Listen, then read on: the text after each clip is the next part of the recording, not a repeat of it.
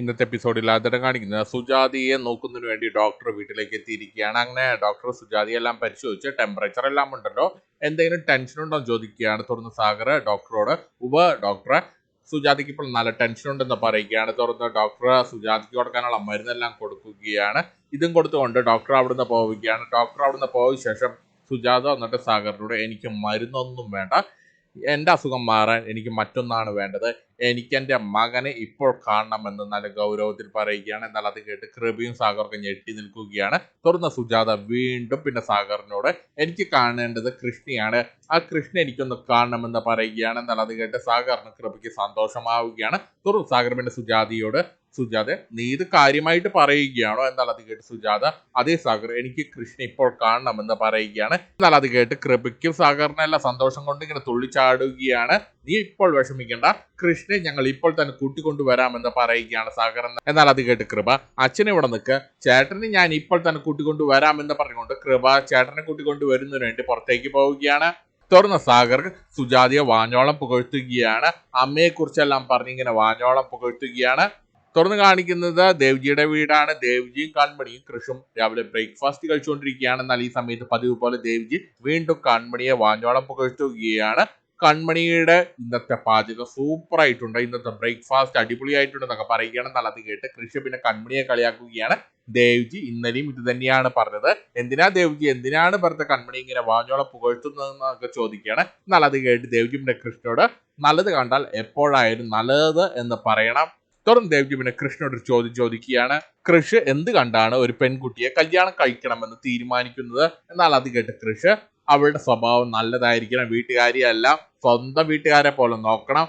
എന്നാൽ അത് കേട്ട് ദേവ്ജി ഒന്ന് ചിരിക്കുകയാണ്. തുടർന്ന് കൺമണി അതേ ചോദ്യം ദേവ്ജിയോട് തിരിച്ചു ചോദിക്കുകയാണ്. തുടർന്ന് ദേവ്ജി ഇതൊന്നുമല്ല ഞാൻ പെണ്ണ് കാണാൻ പോയപ്പോൾ ചോദിച്ചിരുന്നത്, ഇതൊന്നുമല്ല ഞാൻ പെണ്ണ് കാണാൻ പോയപ്പോൾ അന്വേഷിച്ചിരുന്നത്, അവർക്ക് വല്ലതും വെച്ചുണ്ടാക്കി തരാൻ അറിയുമോ എന്നാണ് ഞാൻ നോക്കിയിരുന്നത് എന്ന് പറയുകയാണ് ദേവ്ജി.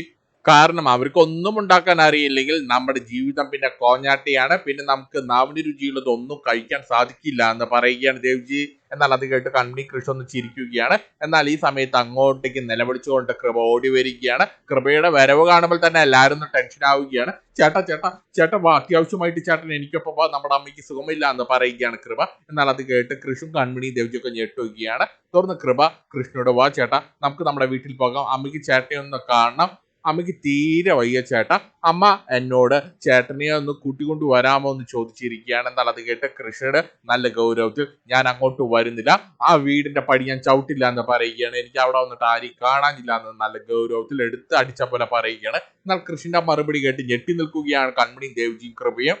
തുടർന്ന് കൃപ കൃഷ്ണനോട് അപേക്ഷിക്കുകയാണ്, വാ ചേട്ടാ പ്ലീസ് ചേട്ടാ, എന്റെ പൊന്നു ചേട്ടനല്ല, എനിക്കൊപ്പം വാ, നമ്മുടെ അമ്മയൊന്ന് വന്ന് കാണി ചേട്ടാ, നമ്മുടെ അമ്മ തന്നെയാണ് ചേട്ടനെ കാണണമെന്ന് പറഞ്ഞു. എന്നാൽ അത് കേട്ട് കൃഷ അവിടെ നിന്ന് നല്ല ദേഷ്യത്തിൽ എഴുന്നേറ്റ് പോയി കൈ കഴുകുകയാണ്. ഞാൻ വരുന്നില്ല എന്ന് പറഞ്ഞുകൊണ്ട് തന്റെ മുറിയിലേക്ക് ചെല്ലുകയാണ്. എന്നാൽ ഈ സമയത്ത് കൃപ കൃഷിന്റെ പുറകെ ചെല്ലുകയാണ്. തുടർന്ന് കൃപ കൺമണിയെ വിളിക്കുകയാണ്. പ്ലീസ് കൺമണി ചേട്ടനോടൊന്ന് പറ കൺമണി എന്നൊക്കെ പറയുകയാണ്. തുടർന്ന് കൃഷ അപ്പോഴും നല്ല ഗൗരവത്തിൽ ഞാൻ വരുന്നില്ല, നിനക്കറിയാമല്ലോ ഞാൻ ഇനി അങ്ങോട്ട് വരുന്നില്ല എന്ന് പറയുകയാണ്.